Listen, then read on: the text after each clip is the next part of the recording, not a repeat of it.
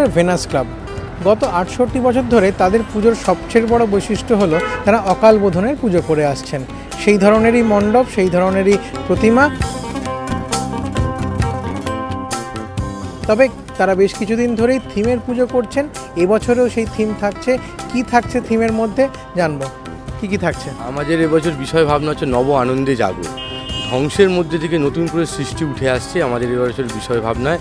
এবং বাইরে একটি মৃত গাছ এবং ভেতরে দেবী দুর্গার চারপাশ থেকে নবজীবন বেরিয়েছে। নতুন নতুন গাছ, পাখি, ডালপালা, তারপর বিভিন্ন রকমের পোকা মাকড় ঘিরে থাকছে পুরো এতে। আমরা দেখাতে চাইছি যে পৃথিবীর বিভিন্নভাবে বিভিন্নবার বিভিন্ন কারণে ধ্বংস হয়েছে, কিন্তু আবার জীবনের স্পর্শ পেয়েছে, আবার প্রাণের স্পর্শ পেয়েছে। দেবী দুর্গা হচ্ছেন প্রাণ স্বরূপা, সেই জন্য তাকে ঘিরে প্রাণ আবার জেগে উঠেছে। এটাই আমাদের এবছরের বিষয় ভাবনা। নব আনন্দে জাগো এই থিম হচ্ছে এবছর। সামনের গোটা মণ্ডপটা যেরকমভাবে একটা মরা গাছের আদল নিচ্ছে, ভেতরে ঢুকে গেলে সেখানে কিন্তু সেই প্রাণ ফিরে আসছে দেবী দুর্গার ছোঁয়ায়। আর এভাবেই এবার সেজে উঠছে ভেনাস ক্লাব খিদিরপুরের। সঞ্চয়ন মিত্র, এবিপি আনন্দ, কলকাতা।